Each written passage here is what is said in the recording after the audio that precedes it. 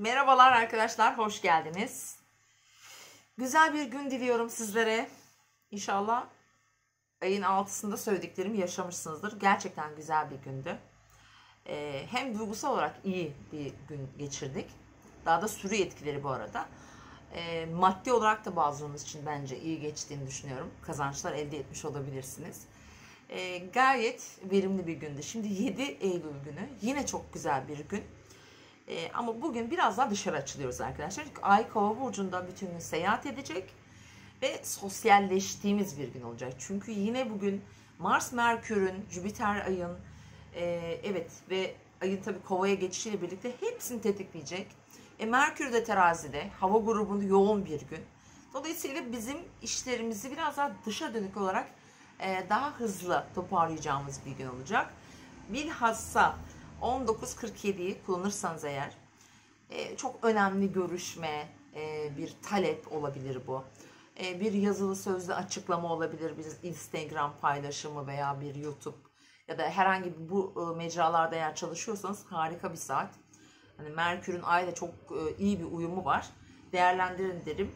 Yine aynı saatlere denk gelen mesela Mars'ın 22-23 gibi çok güzel enerjik bir açısı var. Bütün gün boyunca aslında etkili olacak bu. Bugün enerji ve motivasyon gerektiren dışa dönük her şey için kullanabilirsiniz. Cesaretli bir gün aslına bakarsanız öyle söyleyeyim ve gökyüzünde toprak elementi yine yoğun, yine yüksek. Yine tabii hafta sonunda şimdi dolunay yaklaşıyor ya. Hani yapacağımız ya da karar aldığımız ya da alamadığımız bazı kararlar varsa onları karar aldırabilir bugün. Bu görünüm kalıcı sonuçlar getirecektir. Eğer çok önemli bir işiniz varsa evet bugünü de kullanın arkadaşlar. Çünkü Merkür'ün retrosu hemen hemen başlamak üzere.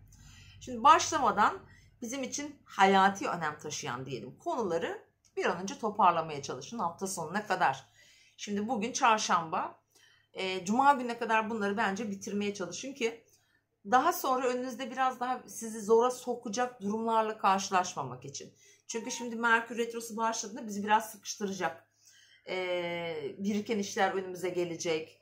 Ondan sonra geçmişte arkamızda bıraktığımız konuları bir daha değerlendireceğiz. Böyle bir iki ayağımız bir pabuca girebilir. Özellikle bazı durumlarda, bazı konularda.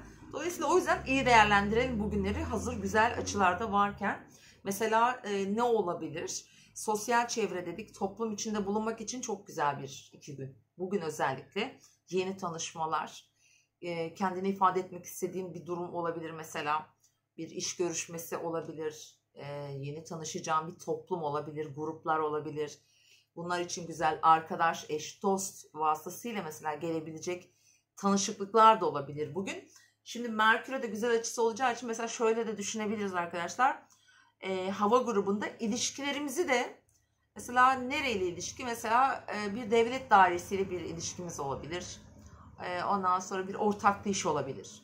Ya da eşimiz veya partnerimizle ilgili durumlar içinde bilhassa akşam saatleri mesela 19.47-20.47 arası mükemmel diyebilirim.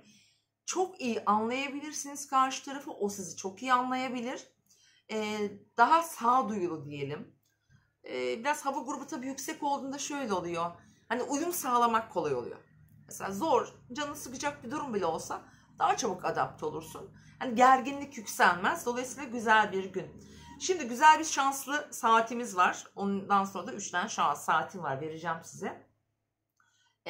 Saat 15.44, 16.44. Ay Jüpiter seksili var. Kıymetli dostlarım bunu değerlendirin. Ay Kova burcunda mesela dargın olduğun birisinden bir borç isteyeceksin. Mesela diyorum. Olacak bir şey değil. Hem dargınsın hem borç isteyeceksin. Örnek gösteriyorum. Bunu yapın. Eminim alırsınız. Ya da diyelim ki mesela bir toplantınız var.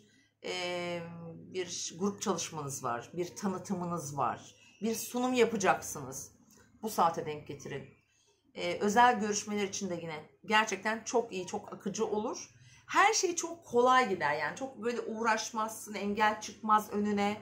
Daha rahat ilerlersin. Maddi anlamda da şanslıdır bu saatler. Tabii ki özellikle şimdi Jüpiter'e bakıyoruz. Jüpiter Koç burcunda ve bu duruma göre baktığımda nereye denk geliyor? Evet. Mesela bir trafiğe çıkacaksın, bir araçla ilgili ya da trafikle ilgili bir durum var. Yine bu iletişim trafiği de olabilir. Hani iletişim, trafik bizim için astrolojide hepsi hemen hemen aynı. Bu anlamda rahat ilerleyebilirsiniz. Yakın çevre ilişkileriniz için de geçerli bu. Onun yanı sıra başka temel açı yok. Ama yeteri kadar açı var zaten. Şimdi ayın hem Merkür'e hem Mars'a. Şimdi gece 22-23 arasında ise Mars o kadar enerjik bir durumda ki mesela spor yapmak, yani fiziksel enerji çok yüksek olur. Bütün gün yatmışsındır miskin miskin. O saatte mesela evinde bir iş yapasın gelir, bir kalkarsın. Hani olur ya bazen gece yarısı tutar insanı. İşte öyle bir saat. Spor yaparsın, evin işini yaparsın. Ya da kalkıp önümüzdeki haftanın planlarını yaparsın. Gerçekten güzel. Mars'ın bu motivasyonu bu hafta mesela bugün var. Yarın var. Bir daha mesela 10 gün sonra var bu motivasyon Mars'ta.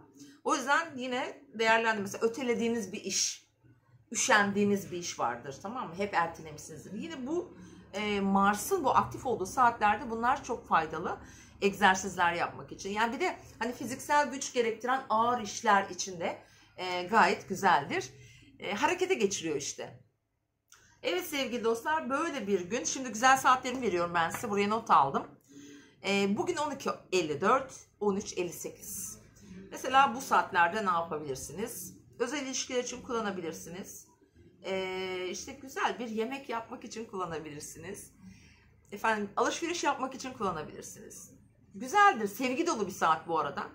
Maddi manevi de iyi gelebilir bu arada. Dargınların arasını yapmak için de kullanılabilecek bir saat. İkinci saat 20, 13, 21, 10'da. Bu da mesela bu nasıl bizi şöyle bakıyorum.